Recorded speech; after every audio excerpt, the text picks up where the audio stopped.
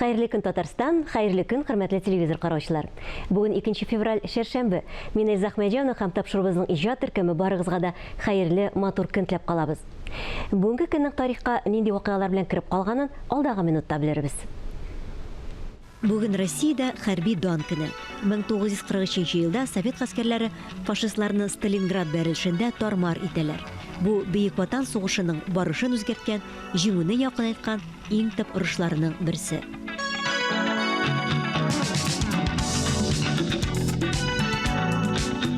1702 елның 2 февралендә Петр I Ладога күлендә көймәләр төзүне башлап җибәргә дигән указга кул куя. Шуннан башлап Балтик флотының данлыклы тарихы башланып китә.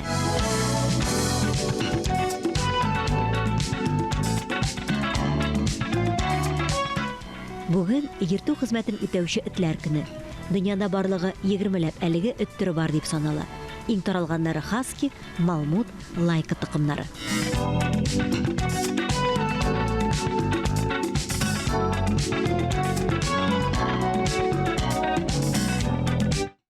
Быелгы кыш карлы, искиткеч матур. Кыш бизәкләре социаль челтәрләрнең төп йылдызы булды дисәк тә ялгыш булмас. Хишан романтик кешеләр матур-матур фотолары белән уртаклашса, хәтта саф һавада биюләрен дә башкаралар. Социаль челтәрләрдә иң күп каралган кызыклы фото-видеоларны хәбәрчебез Алия Галиуллина барлады. Йылдызлар тормышының иң кызыклы мизгелләре Йылдызлы Instagram сәхифәсендә. Иң-иңнәрен сезнең белән бүген бергәләп күзәтербез. Сүзне саф һавада биюгә багышланган язмадан башлыйк әле. Дәрт-дәрман ташып торганда кайда биюе мөһим түгел.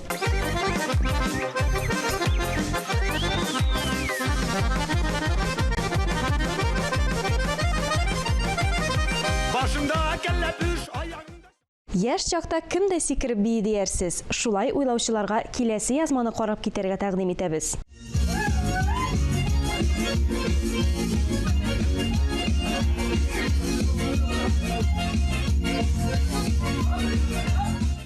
Ә инде өлкән, тәҗрибәле яшьтә биеп кенә калмый кеше. Ак әби ни эшли? Субханаллаһ дип карагыз. Рахманир-рахим.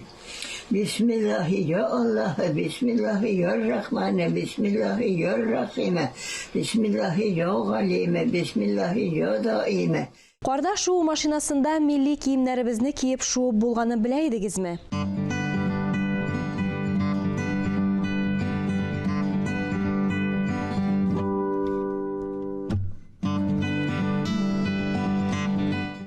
Хис-тойгыларны, тирә-юньгә мәхәббәтне сүзсез генә аңлатып буламы? Була әлбәттә. Моның өчен бары тик төсле буяулар һәм киң күләм күз аулау кирәк.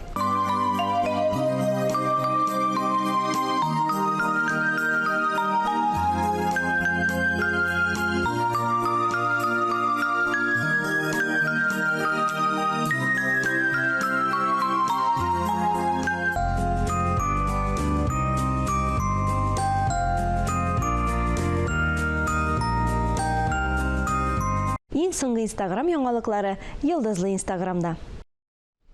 Без туры эфирдә эшлибез, матур көн күтәренке кәефтә дәвам итәбез. Узган елның ахырында Габдулла Тукай мәҗмугай әсәре китабы дөнья күргән иде.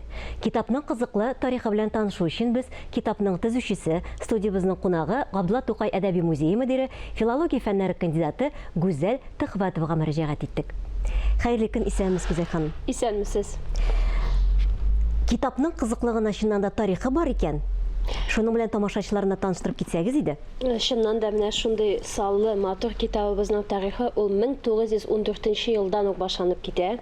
Габдулла 13 елдан дип әйтсәк тә ялгыш булмас әле. Шуннан башлык сүзебезне Габдулла Тукай үзенең соңгы көннәрендә Келәшкә шифаханәсенә дәваланганда ук үзенең соңгы җыентыгын әзерли башлый. Ул анда үзенең мәкаләсендә язганча халкы өчен калдырырга теләгән кызыклы, мавыктыргыч һәм үзе дөрес санаган шигырьләрен генә туплый. Һәм кызганычка каршы, әлбәттә, бу китап Тукай вафат булганчы дөнья күреп өлгерә алмый. Ул халыкка 1914 елда басылып чыга. Бу китапның берничә яңалыгы була. Ул вакытта иң беренчедән ул татар халкында, татар әдәбиятында беренче мәҗмугай әсәр буларак тәкъдим ителә. Икенчесе биредә Тукай иҗатын тормышын өйрәнү буенча беренче фәнни мәкалә урын ала. Аның авторы Җамал Валиди. Һәм инде эшенә кирип китсәк, андагы иллюстрацияләр тарихы, андагы фотографиялар тарихы, алары үзе бер айрым шундый бер вакыйга булып тора. Мәсәлән, нәшрият шул чорда китапны бастырганда фотограф яллап, ул беренче татар фотографларының Кывамкар Зөлфакаров була, аны Тукай яшәгән авылларга, ул яшәгән урыннарга чыгарып җибәрәләр. Һәм шул фотографиялар әлеге җыентыкка кертелә. Иллюстрацияләргә килсәк, кайсы бер иллюстрацияләр Тукайның алдагы китапларында нәшер ителгән булса да, махсус әлеге җыентык эчендә берничә иллюстрация ясала, алдагы эшләнгән иллюстрацияләргә күпмедер үзгәрешләр кертелә, ягъни аклы-каралы төстә бер форматта шулай бастырыла.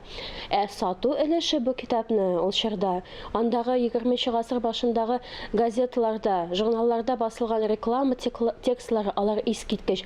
Мәсәлән, һәрбер өйдә бер нөсхә булырга тиешле китап дип, шунда китап саталар. Һәм әлеге китапны сатканда нәшер иткәндә 5 төрле бәя кулланалар. Бу китап, димәк, һәрбер өйгә барып җитәргә тиеш. Сатып алучының финанс мөмкинлекләреннән чыгып эшләнә бу әлбәттә. Иң арзанлысы кәгазьнең сыйфатына карап берничә генә тиен булса, иң кыйммәтлесе бәрхет белән тышланып, калын яхшы кәгазьдән бастырылып 10 сумга кадәр бәя куелып шулай сатыла.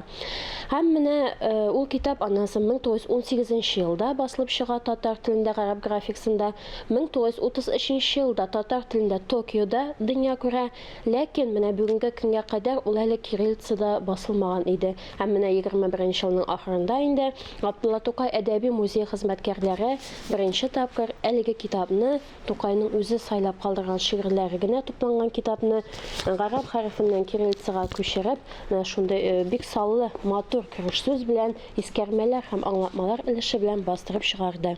Ничә дәнәдән чыкты менә Бу китапның Biz Tatarstan kitap nəşriyyatında bastırıb çıxardıq. Həm mındagı ən qızıqlılardan qaysı bir şiirlər əlbəttə özgərişsiz. Biz indi alар белән 20нче гасыр дәвамында очраштык, ләкин qaysı bir şiirlərdə Тукай аны сүзләрен үзгәрткән, каядыр истәмәләр керткән, айрым бер куплетларын урыннарын алыштырган, кыскарткан, кайдадыр туратлаган, кайдадыр истәгән, шундай айрым бер өлешләре бар. Ул гомумән безнең китап укучыларга, Тукай иҗатын яратучыларга кызыклы булыр дип уйлыйбыз.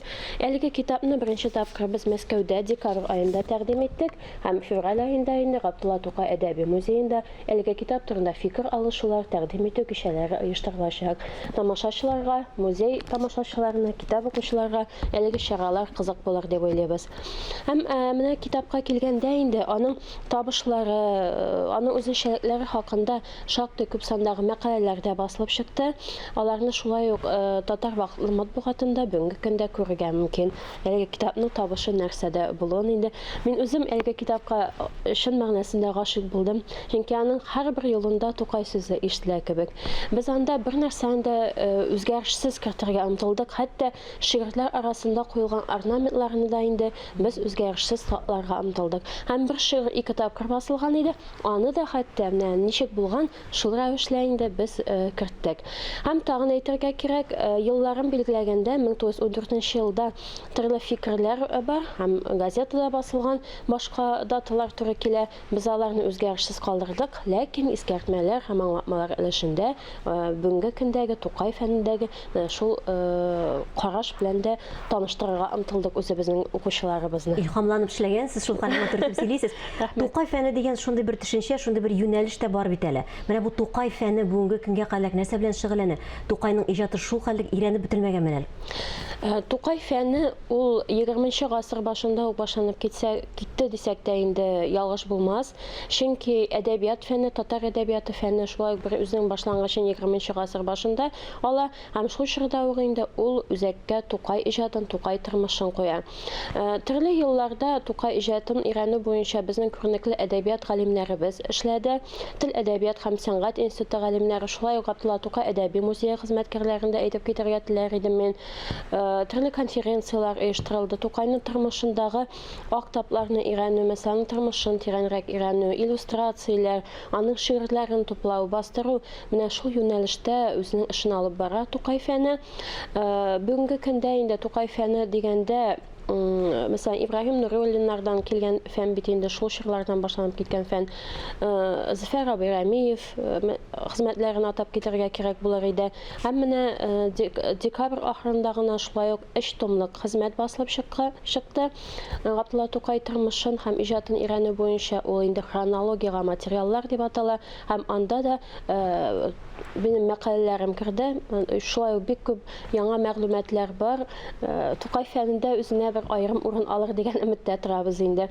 Менә яңалыклар белән Тукай фәнендә нинди яңалыклар бар? Бүгенге көндә аның нинди торышы, менә шулар хакында әлбәттә инде китап укучылар, Тукай иҗатын яратучылар Габдулла Тукай әдәби музеенда таныша алалар.